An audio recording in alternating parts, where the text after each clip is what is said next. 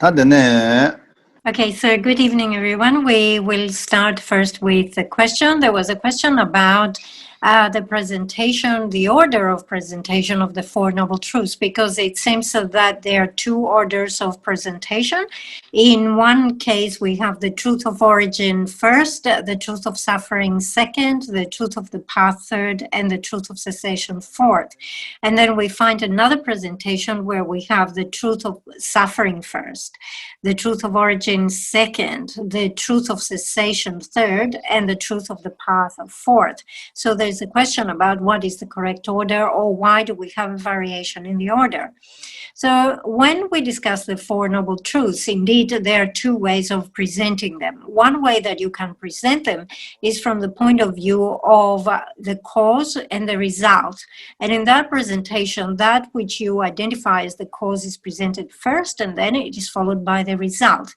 And then we have another presentation that has to do with the presentation that reflects the way that the individual students are training. So if we go with the first one, let's explain the causal sequence. So in terms of the causal sequence, first of all, what we introduced is that there is an origin. If we look at the relationship between origin and suffering, origin is the cause and suffering is the result. So the first one we want to introduce is the cause or the origin from where that result of suffering comes about. And then the next thing we want to talk is about the truth of the path, because if you want to reverse that existence in samsara, you have to follow a particular path, and the result of following that path is to establish the truth of cessation. So this is the causal sequence, is the one that we find most often in, most presented in sutras and a lot of the treatises. And then again, we have the other presentation that presents suffering first. So suffering is introduced first because the disciples, when they train, first of all, they need to recognize that thing as being suffering. So we need to know it as suffering. There is this thing that should be understood as being suffering. And once you understand suffering, then you will want to abandon it. So you will be looking at what causes, what generates that suffering, right? So the next thing that is presented is the truth of origin. Okay, and now when you understand the truth of origin, what you want to do is immediately you will want to abandon this origin. So what is presented here is that basically we have two types of origin. One is karma and the other is affliction. And mainly here we're looking at afflictions. And within afflictions, we're looking at the root affliction, the root ignorance of self-grasping. So what we introduce here is that self-grasping is an incorrect mind. Because it is incorrect mind, it is not supported by any valid awareness. And so since it is incorrect and not supported by valid awareness, it's something which is suitable to be removed from the mind. There is an antidote for that. And that leads us into the presentation of the truth of the path. The truth of the path, and in particular the realization of selflessness, is the antidote that can help us eliminate or abandon this. And then what we get from that is obviously the cessation, that is the abandonment. So this abandonment comes through the truth of the path. So this is why we have two orders of presentation. One is causal, the other one reflects the way that the disciple is training. Okay, so let's connect now with our text. We are in the outline that is training the mind in the stages of the path that is shared with the person of the small capacity. In this, we have preparation, actual part, and conclusion. In the actual part, we have meditation that in four subjects. The first one is reflection on the uncertainty of death. The second one is reflection on the unfortunate rebirth suffering. The third one is training in going for refuge. And then we have the fourth one that is about karma. So we're on the third one, which is training for refuge. And as we have seen, the actual section in the easy path of refuge is very short. So Geshe had the idea and the need to elaborate on the subject of going for refuge. So in that, we have 5 main outlines. The first one is the cause for going for refuge. The second one, once you understand the cause, based on that, what are the objects towards which you go for refuge? And the third one is, how do you actually go for refuge? In this third outline, how do you actually go for refuge? We have 4 further outlines. First one, you go for refuge by knowing the good qualities. The second one is going for refuge by knowing their distinctions. The third one is go for refuge through commitment. And the fourth one is you go for refuge by not acknowledging other refuges. Okay, so the first one, we go for refuge by knowing the good qualities. So that will include the qualities of the Buddha, the Dharma, and the Sangha jewel. Okay, so as we say, the first way of going for refuge is by identifying their qualities. And Geshe was saying, of course, we have very extensive explanation of all the qualities of the Buddha, the Dharma, and the Sangha. You can find this in the great classical texts, such as the Ornament of Realization, the Abhidharma, and so forth. Here, we do not have the time or the capacity to elaborate give an elaborate presentation of all the qualities, but we will offer only a brief explanation. So first of all, in terms of the qualities of the Buddha again are broken down in qualities of his body, qualities of his speech, qualities of his mind, and qualities of his enlightened activities. We find a detailed explanation of the qualities of the Buddha in the 4th chapter of the Ornament of Realization. We basically, when we look at the qualities of the body of the Buddha, we're looking at the 32 marks and the 80 signs. Now, we don't have the time to enumerate, to give you the full list, but just to indicate, to explain these 2 things, the marks, the 32 major marks, actually indicate that you are dealing with a great individual.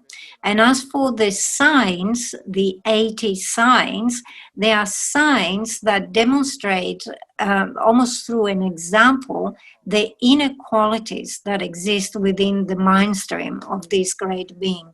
So this is the difference between the marks and the signs.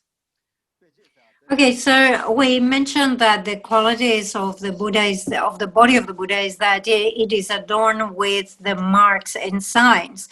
And one of the things that will cause us to appreciate how important these are is to look at the causes that establish them.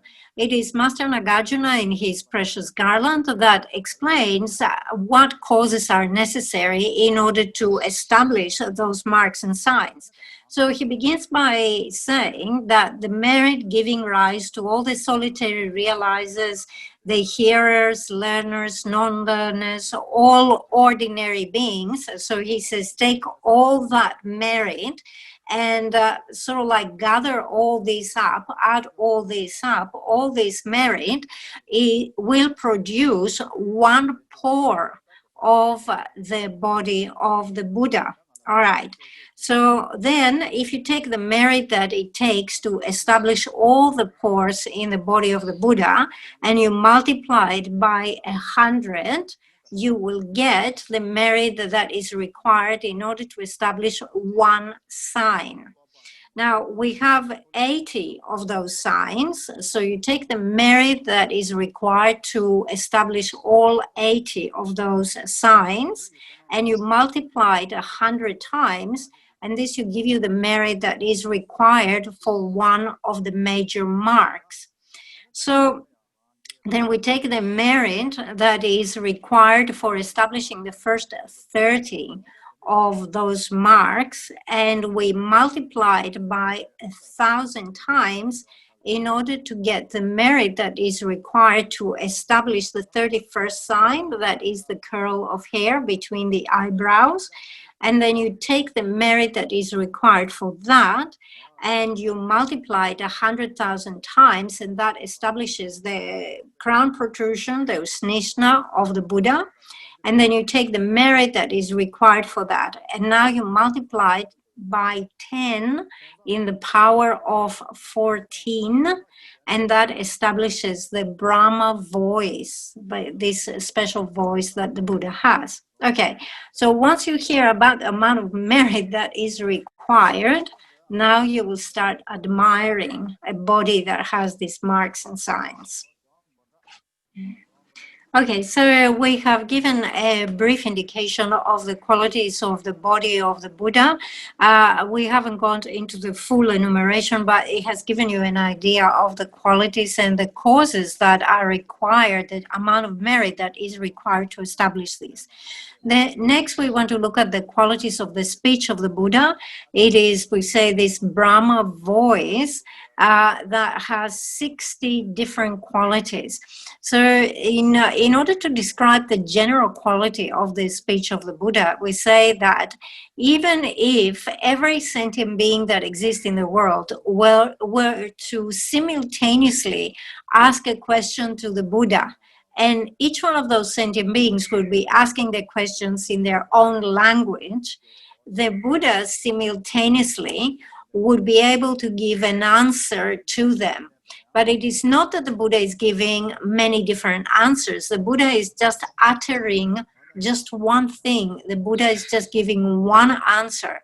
But that answer is understood by each and every sentient being in their own individual language and exactly according to their mental capacity. It is just one answer that satisfies all questions. Okay, so we have given the qualities of the speech. It's a speech that has those 60 branches, those 60 qualities. The next one is the qualities of the mind of the Buddha. The qualities of the mind of the Buddha are really vast.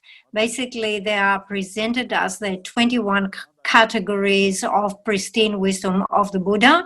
And in those 21 categories, we find long list, such as, for example, the 10 powers of the Buddha, the 18 unshared qualities of the Buddha, and so on and so forth. But as we say, all of those different types of qualities, or the long list of unique qualities of the Buddha, can be consolidated down to two qualities of the mind: the quality of knowledge or understanding and the quality of compassion. So for the first one, the quality of knowledge of the Buddha, it is unique because the Buddha is able to remain in equipoise, in direct realization of emptiness, and at the same time, whilst remaining in that equipoise, he is completely aware and he knows the variety of all existent phenomena. So all conventional phenomena simultaneously appear to his mind clearly the same way that a berry would clearly, in the way that you could see a berry in the palm of his hand. And this is a unique quality of the Buddha. Bodhisattvas on the 10th ground in their last existence still do not have that capacity. So we say that the Buddha has unique qualities of knowledge, and we're going to give a story that happened at the time of the Buddha just to illustrate that. So there was a person called Nandaka. He belonged to the Shakya clan, and he passed away. And they had this custom where they would call the priests, and they would do some funeral rites. And in those funeral rites, usually something, the form of the dead person would become manifest. And when that form would become manifest, they would make offerings of food and other types of material to him. So that was the custom at that time. So this person passed away, and during his funeral, this form appeared that was really like him. And the relatives of that person actually thought that it was the real person. So they started thinking that this person has not died. And they went and met the Buddha and said, look, he's alive. He came at his own funeral. He hasn't died. And the Buddha says, no, no, no. He has died, and it is some bardo being or some other ghost or spirit that has actually appeared, and he has appeared in the form of the deceased person that looked very much like him, but it wasn't him. It died. However, these people from the Shakya community doubted the word of the Buddha. So the Buddha says, okay, I will prove you that I'm right. I want each one of your households, 100 households, you bring me 1 grain of husked rice, right? But on the rice grain, you have to write your name, an address. And they all brought 1 grain each, marked, and they put it in 1 container. And then the Buddha will pick up one by one the grains and say, okay, this comes from this family, this comes from that family. So he identified correctly all 100 grains, and then they believed in him. Also, we have another example in the transmission of the Vinaya that is giving an example, an indication of the knowledge of the Buddha. And it says, if all the forests in this world were to be burned down and the ashes of those burned woods, right, were to fall into the ocean and remain in the ocean for a very long time, and there they will be mixed and churned by the waves. And after a very long time, when all the water in that ocean would have evaporated, if someone were to pick up a handful of those ashes, those dried ashes now from the dry bed of the ocean, and offer it to the Buddha would be able to identify each grain in these ashes and say, this came from that tree, from that mountain. And he would be able to say, this came from the root of the tree or the top of the tree, and so forth. So it's an analogy to show the mental capacity of the Buddha.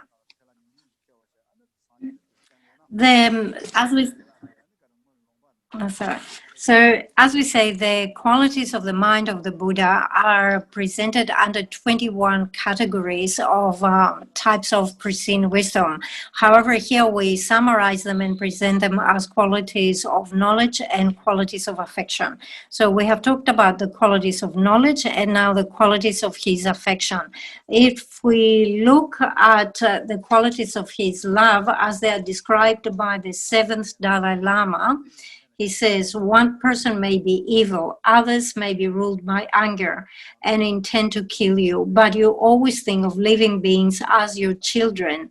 You have put far away any thoughts of doing harm. The love we have for ourselves cannot compare with your mind's reign of compassion. So this last line that says the love we have for ourselves does not compare to your level of compassion, what it means is that each one of us actually has quite a lot of love and concern for our own selves.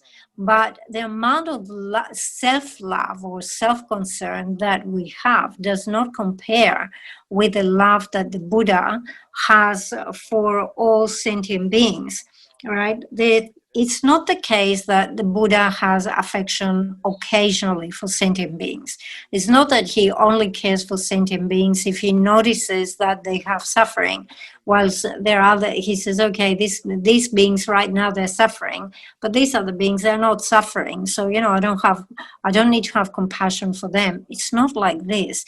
He has uninterrupted, continuous affection for all sentient beings because he always perceives the suffering of all sentient beings.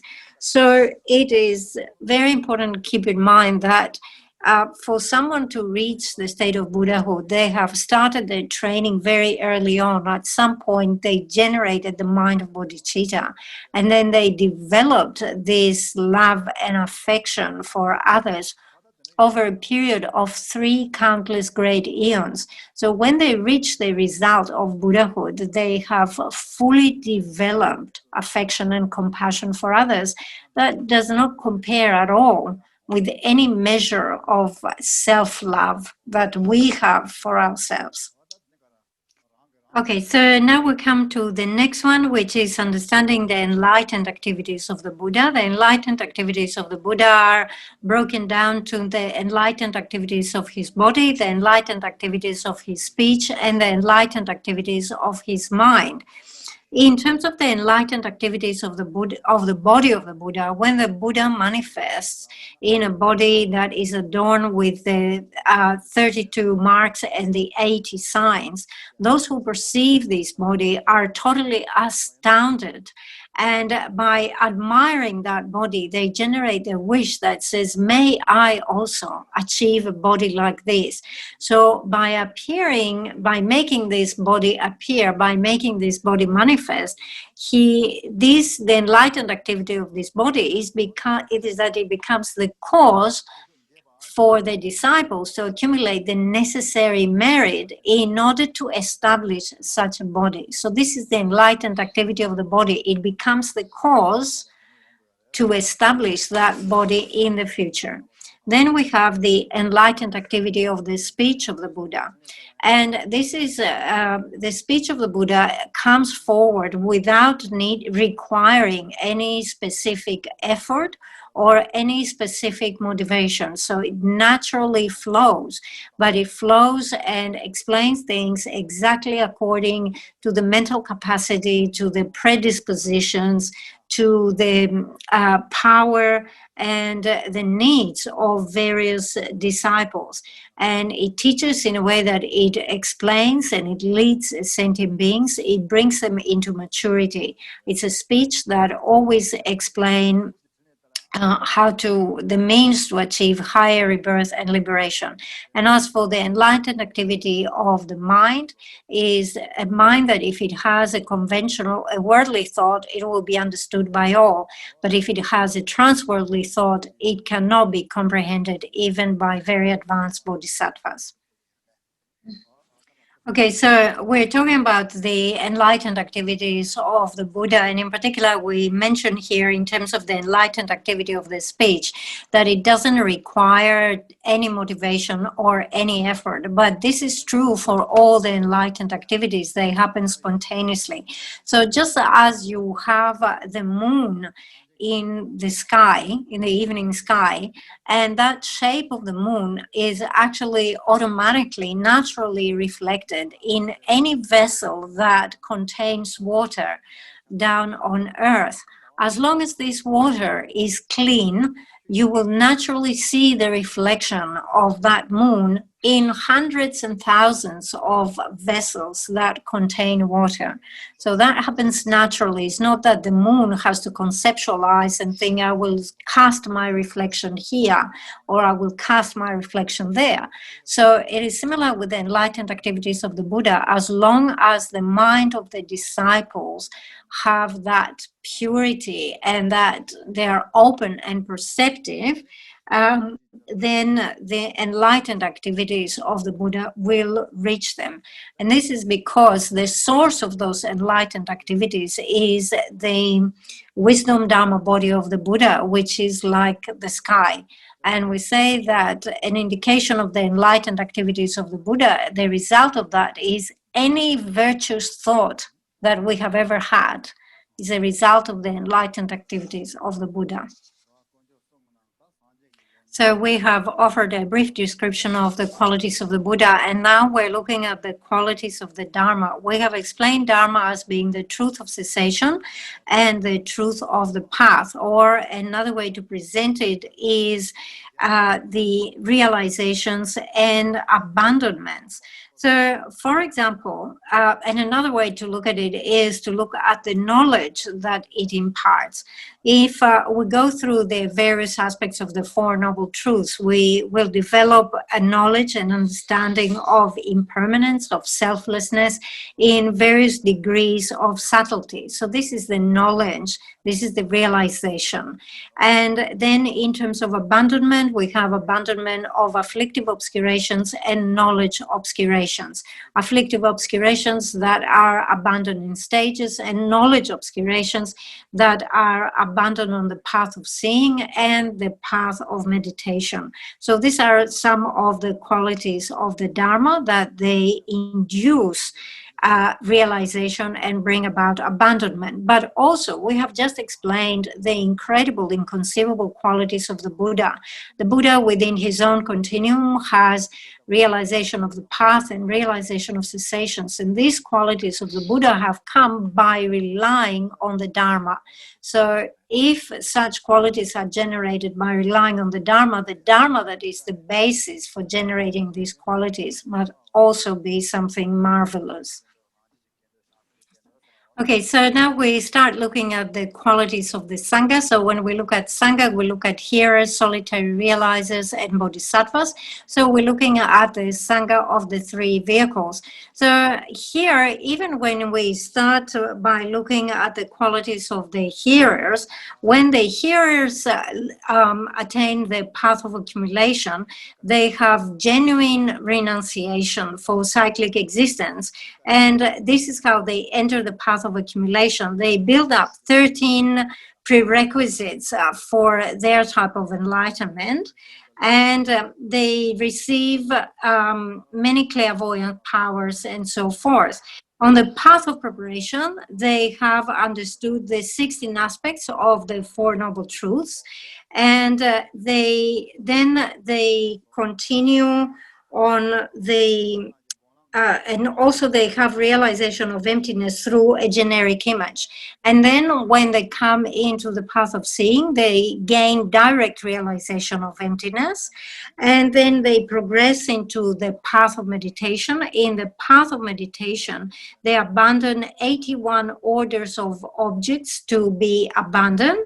And by combining all these realizations and all the powers that they develop, they produce many emanations, and they do this through their single-pointed concentration, and they go into many different lands wherever they are disciples in order to benefit them. So if these are just the qualities of the hearers, bring in mind that the qualities of solitary realizers is 100,000 times more than the qualities of the hearers. So already we can see hearers and solitary realizers having having developed incredible qualities. Okay, so now we begin with the qualities of the bodhisattvas, and the qualities of the bodhisattvas are really innumerable. They are immeasurable. It's very hard for us even to fathom those qualities.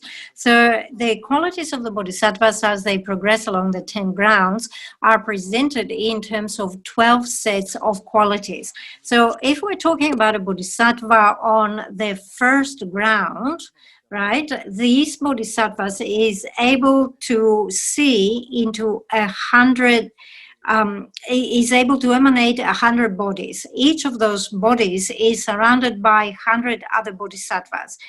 They are able to illuminate, they're able to remain for 100 years. They are able to resonate 100 worlds. They enter into 100 different single-pointed concentrations. They see hundreds of Buddhas. They receive blessings from those hundreds of Buddhas. They emanate themselves in hundreds of Buddha fields. They travel to hundreds of Buddha fields. They open the door to hundreds of Dharma teachings. They ripen 100 sentient beings, and they live for 100 100 eons. And every single moment, these first level bodhisattvas, they manage hundreds of examples of these 12 types of qualities. So when you're on the first ground, you do all those 12 qualities multiplied by 100.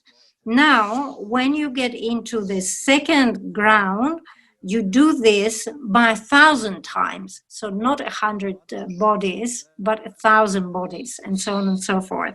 On the third ground, is multiplied by hundreds of thousands. On the fourth one, we're talking millions. On the fifth one is 10 billions. On the sixth one is thousands of billions. On the seventh is 10 in the power of 23. On the eighth, we are dealing with a number that is equal to the atoms, number of atoms, in 100 billion worlds. In the ninth level, a number that is equal to the atoms in 1 million countless billions of worlds. And in the 10th level, 1011 Bodhisattva achieve a number of these qualities equal to the atoms in 1 billion inexpressibly countless billions of worlds. So as you can see, we don't even have numbers. The qualities are incredible. So they spent 2 countless great eons in the first 7 impure grounds, and they spent 1 additional great eon to complete the qualities in the last 3 pure grounds. So we have explained the first one that comes under the way to go for refuge, and we go for refuge by knowing their qualities. So if you really come to develop certainty about those qualities, definitely the type of refuge that you will develop will have a special quality of refuge. And in order to have certainty about those qualities, first of all, you must come to understand them. As you can see, tonight we only had an opportunity to give you some list and just enumerate some numbers and lists, but actually it is very difficult to come to fully understand and fully explain these qualities. If you have the opportunity, you can read more extensively on that. So we now move to the second subject, which is the way to go for refuge by knowing their distinctions. So amongst them, or amongst those 3, there are differences, there are distinctions. So we need to know the distinctions in terms of their defining characteristics, distinction in terms of their enlightened activities, distinctions in terms of their devotion, distinction in terms of practice, distinction in terms of recollection, and distinctions in terms of how they increase the merit. So, as we say, the way that we go for refuge is, first of all, by knowing the qualities, secondly, by knowing their distinction, thirdly is through commitment, and fourthly is by not acknowledging other refuges. So we're going to look at the third one, which is going for refuge through commitment. Going for refuge through commitment is that we recognize the Buddha jewel as being the teacher. We recognize the Dharma jewel as being the actual thing that provides us with refuge, the actual protection, and the Sangha jewel as being the companions for our practice. So just as in the case of someone being seriously ill, and that person needs to entrust themselves and surrender, in a sense, to the medical profession, like, to the doctor, and then to the medicine and to the nurses. In a similar way, we go for refuge through this commitment that we see the Buddha as the teacher, the Dharma as the actual protection, and the Sangha as our companions that will aid us and support us in our practice. The fourth one is going for refuge by not acknowledging other refuges. Now, that means that we decide that we go for refuge only to the 3 jewels, to nobody else. So we don't go for refuge to any worldly deities such as Ishvara or Brahma and so forth. Just as in the case of someone who has broken the law or has done something really inappropriate, and they realize that there is the danger as a result of what they have done. And this person goes and seeks protection under somebody else that is a very powerful man. And that person just goes and says, please save me, please protect me, I've done this and that wrong. So in a similar way, when we go for refuge with this total sense of surrendering ourselves, to completely entrusting ourselves to the three objects of refuge. And we recognize that they are the only ones who have the power to protect us. Nobody else, no other worldly entity or god or deity. So we have been talking about refuge, and here the big question is, how do you know that you have refuge or not? So having a refuge depends on having established the causes for refuge. If really you have these two causes, which is fear for suffering and conviction, the faith of conviction that they have the power to protect you, if you have established these two causes, then you have generated genuine refuge within your mind stream. Otherwise, just reciting the formula, I go for refuge, I go for refuge, I go for refuge, even if you recite that thing 100,000 times, that does not help you generate any refuge, any protection in your mind stream. So once you have actually generated genuine refuge, it is said that this comes about with 8 types of incredible benefits. So the 8 types of benefits that will come if you generate proper refuge is that, first of all, you enter the ranks of Buddhists, means you become a Buddhist. Second one, you become a candidate for vows. The third one is you use up or you clean away obscurations that you have created from previous karma. The fourth one is that you will easily accumulate vast amount of merit. The fifth one, you will not be harmed by humans and non-humans. The sixth one, you will not fall into the lower migrations. The seventh one is that you will effortlessly achieve your intermediate or immediate goals. And the eighth one is that you will quickly become enlightened. Okay, so we have been saying that one of the first benefits is that you enter the ranks of the Buddhists. If you have really generated genuine refuge, and you do that by establishing the 2 causes for refuge, there is no doubt whatsoever that you are Buddhist. Otherwise, if you have not generated the causes, it means you don't really have a real refuge there. You don't have any substance, the entity of refuge. And just keep reciting the formula and says, I go for refuge, I go for refuge. That does not make you a Buddhist. But if you have the causes for refuge, there's no doubt that you have become a Buddhist. The second one, as we say, is that you become a candidate for vows. So whatever vows you want to take, vows of individual liberation, bodhisattva vows, tantric vows, all those classes of vows, they can only be taken once you have refuge. If you don't have refuge, you cannot take those vows. So the example that we give here is like the example of the earth. The earth is like the foundation that supports anything you want to develop, anything you want to build. So if you want to build a house, you need to have that substratum of the earth, of the ground underneath it. If you want to cultivate some crops and grow some crops, you need the earth underneath. If you want to grow a tree or have a forest or anything else, you need to have the earth underneath that. So the earth is obviously it's the ground, is like the platform or the basis for growing all those things. And similarly, refuge is the basis for all types of vows.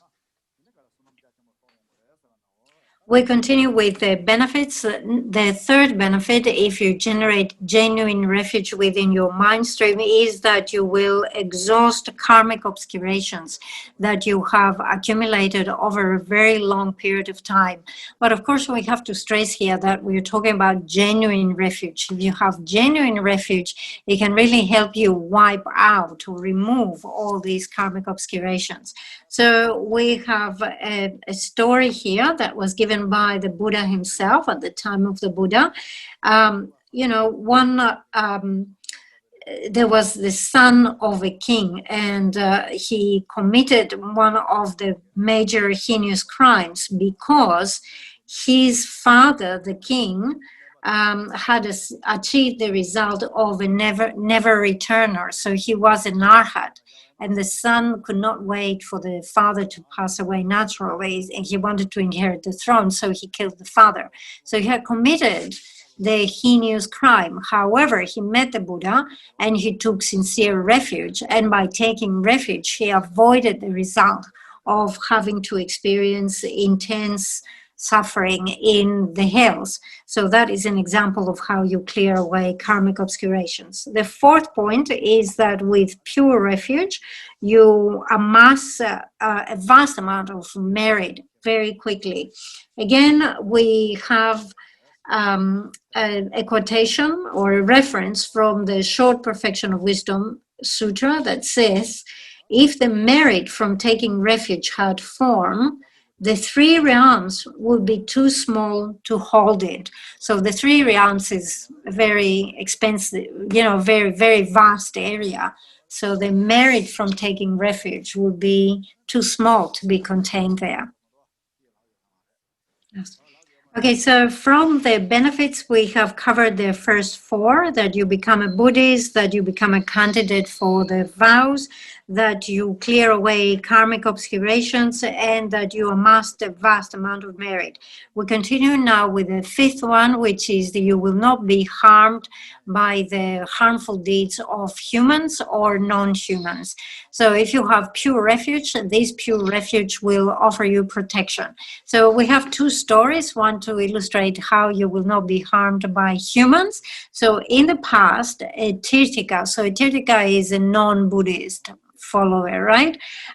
He made a noose out of magic, right? And he tried to capture a Buddhist monk, but because the Buddhist monk had refuge, he was not able to overpower him. He was not able to restrict him with this noose that was made out of magic and power. And then in terms of non-humans, in India, there was this person that was convicted by the king because he had broken the law, and he had to be cast away in the cemetery. And no one had survived a night in the cemeteries, because at night there will be those creatures that will come out, non-human creatures, and they would eat the humans who were in the cemetery. But this person had a piece of a robe from an ordained person, a Buddhist monk, and he put the piece of the robe on the crown of his head, and he took refuge when he was in the cemetery, and he was protected. He was not harmed or eaten or anything. Okay, and a little bit of a light story here, again, to illustrate the protection that you get from refuge, the power of refuge. There was someone had gifted cloth, a good quality, big quantity of cloth to a monk. And someone saw that, witnessed that, and he decided that that night he was going to go and rob the monk, steal away the cloth. However, the monk was aware that the thief was entering his premises. And when the thief arrived, the monk said to him, look, put your hands out together and I will give you whatever you want. And when the thief put out his two hands, the monk actually tied up his two hands, and he took a stick and hit him 3 times. And he hit him the first time, and he said, I go for refuge to the Buddha. The second time, I go for refuge to the Dharma. Third time, I go for refuge to the Sangha. And after that, he undid untied his hands and kicked him out of his premises. And that thief, he just ran down the street, and he kept running, going. He reached a place where there was a bridge, and he just stopped there at the bridge and came under the bridge. And he was saying, what happened to me today? All right, just let me think what happened. Now, the bridge is a very dangerous place, because close to the bridge, there are always ghosts and spirits, and they will attack humans that are under the bridge. Okay, so the thief was there, was saying, thank goodness, this Lama, he only had 3 objects of refuge, and he hit me once by saying, go for refuge to the Buddha. He hit me twice saying, go for refuge to the Dharma. He hit me 3rd time saying, I go for refuge to the Sangha. Thank goodness it was only 3. If he had more objects of refuge, he would have cracked open my head. I'd be dead by now. But by reciting, I go for refuge to the Buddha, the Dharma, and the Sangha, he was protected by all those ghosts and spirits. The next one, the 6th one, the benefit is that if you take a proper refuge, you will not fall into the lower migrations. So we have a story here.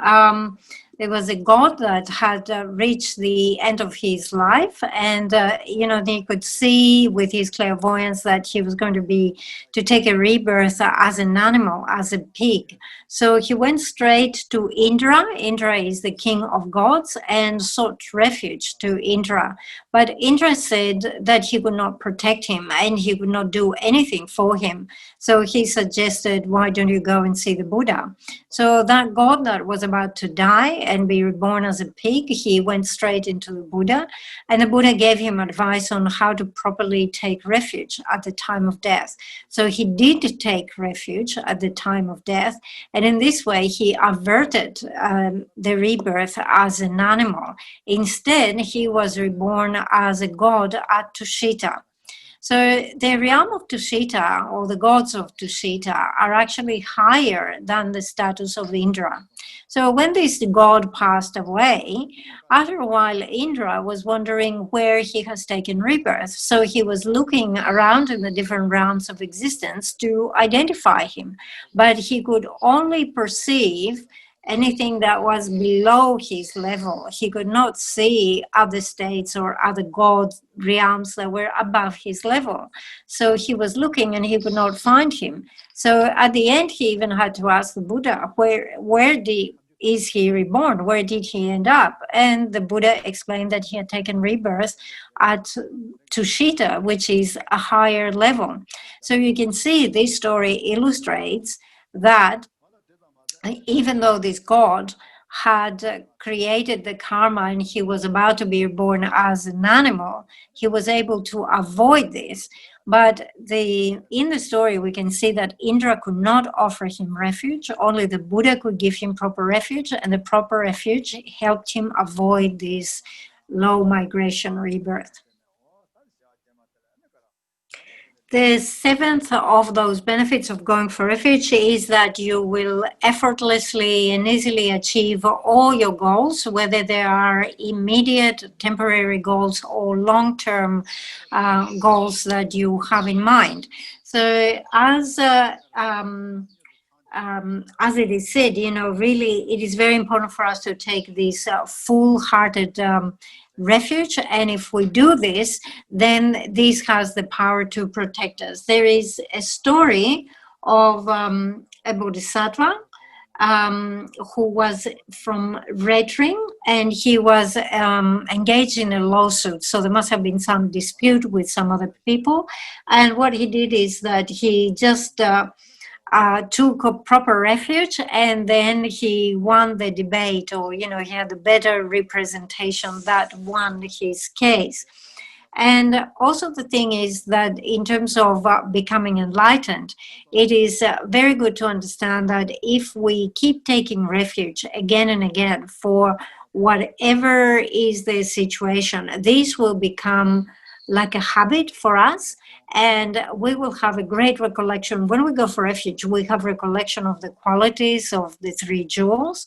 So if we keep doing this every day for all of our activities, when we come to the time of death, naturally through the force of familiarity, we will take refuge, and then that will have a very beneficial effect, because dying in that state of refuge guarantees a very good rebirth and very good development along the path. We come now to the last one, the 8th benefit, that says that if you take proper refuge, you will quickly become enlightened. The reason for that is by taking proper refuge, you will obtain again and again a precious human rebirth. And in all your future rebirths, you will always be amongst people who also go for refuge. And in this way, you will also train in the path. You will progress along the path, and you will develop the qualities of the 3 jewels. And in this way, you will quickly become enlightened. So we say that going for refuge brings about 8 qualities. The first one is you become a Buddhist. The second one is that you become a candidate for the vows. The third one is that you burn up previous karmic obscurations. The fourth one is you will amass quickly vast amount of merit. The fifth one, you will not be harmed by humans and non-humans. The sixth one, you will not fall into the lower migrations. The seventh one, you will achieve all your goals. And the eighth one, quickly obtain enlightenment. Okay, so now in terms of refuge, we have explained the causes of going for refuge, the objects of refuge, how to go for refuge, the benefits of refuge. And now we'll come to the last one, which is advice once you have taken refuge. In terms of the advice, we have individual advice for each one of the 3 objects of refuge, and then we have common advice that applies to all 3 of them. In the individual advice, first of all, we have advice of things to avoid, things you don't do, and then we have advice of things that you should do. So in terms of individual advice, things that you should avoid. Because we have taken refuge to the Buddha, we do not seek refuge in any other worldly gods. So we avoid that. Because we have taken refuge to the Dharma, we abandon cruelty and causing harm to other living beings. And because we have taken refuge to the Sangha, we do not associate with people who are not Buddhist and have bad views, such as, for example, they don't accept the law of cause and effect. So 3 things to avoid. Okay, now we come to the individual advice in terms of things we should do. Because we have taken refuge to the Buddha, we should treat all Buddhist images with great respect. So we should not differentiate in terms of the material or the craftsmanship and say, oh, this is a good Buddha, this is an ugly Buddha, or this is more valuable, and so forth. We should recognize all of them as being the actual Buddha and treat them with great respect, put them in an elevated, clean place, and so forth. Because we have taken refuge to the Dharma, we should show great respect to anything printed letters, anything that is more than one letter, we should treat it as the actual Dharma with great respect. Because we have taken refuge into the Sangha, we should show great respect for the robes that represent the Sangha. So even a small piece of a robe, if you find a piece of cloth that is red or yellow, treat it as if it were the actual Sangha. So do not leave it there lying on the ground on a dirty place and so forth. Pick it up with respect and put it somewhere in an elevated place, in a place that is clean, and show respect and appreciation for that. So we have explained individual advice in terms of each of the 3 objects of refuge, and this comes in terms of things that we should avoid and things that we should practice. And now we're going to look at common advice for all 3. There are 6 of them. So the first one is by remembering their qualities, we should go for refuge repeatedly. So we have explained the qualities. So remember those again and again and go for refuge as much as you can. The second one is by remembering their kindness. Offer the first portion of whatever you eat or drink to the 3 jewels. The third one is to also lead others to take refuge. So not just yourself going for refuge, but also helping others go for refuge. The fourth one is by recalling the benefits of refuge. Then go for refuge 6 times a day. So that is 3 times during the morning, 3 times in the evening. The 5th one is to completely trust the 3 jewels, whatever activity you might be doing. So any worldly activity that you do is very good to totally trust the 3 jewels and trust yourself to them. And the 6th one is do not abandon them as your object of refuge, even if your life is a danger or even as a joke. So do not, like in the lightly, do not even, as a joking matter, say that I'm giving up my refuge and so forth. Okay, so we completed here the presentation of going for refuge, and this is presented under the subjects of the causes of going for refuge, the objects of refuge, how to go for refuge, the benefits of refuge, and advice that comes after having gone for refuge. So if you notice in the outlines of the easy path, in the actual part of this session, we have 4 things to reflect upon. The first one is death and impermanence. The second one is the suffering of the lower migrations. The third one is refuge that we just finished tonight. And then the next subject is generating the faith of belief in the law of cause and effect. So this will be the subject that we will follow in our next class from next week. And basically we need to develop faith in the, as it says here, the law of cause and effect. So we need to be certain that from good results, from good causes, come the result of happiness, and from bad or negative causes will follow the results of suffering. So this is the type of certainty that we need to establish. But so far, as we say, we have covered these 3 subjects. So the way that we need to reflect upon this is that it is certain that myself, like everybody else, will die. And after I die, there will be a continuation. Although my body, the physical body, will remain behind and will deteriorate, nevertheless, my awareness, my consciousness will continue into a next rebirth. Now, in terms of next rebirth, basically there are only two possibilities. Either I will get a good rebirth or I will get a bad rebirth. There's no third option. It's either higher rebirth or lower rebirth. And the thing is that I must consider the causes that establish these types of rebirth. Since beginningless time, I have accumulated an incredible amount of negativity. But even in this life, I have built up a big store of negativity.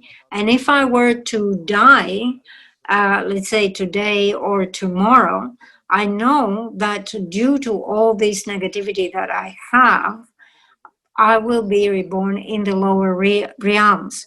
The amount of negativity that I have is massive, and the heaviness or the quality of negativity is very strong, whilst the amount of virtue that I have is very light, is very flimsy, it's not good enough, it's not substantial enough. And we know that at the time of death, the karma that is more predominant, the one that is strongest, is the one that is going to manifest first.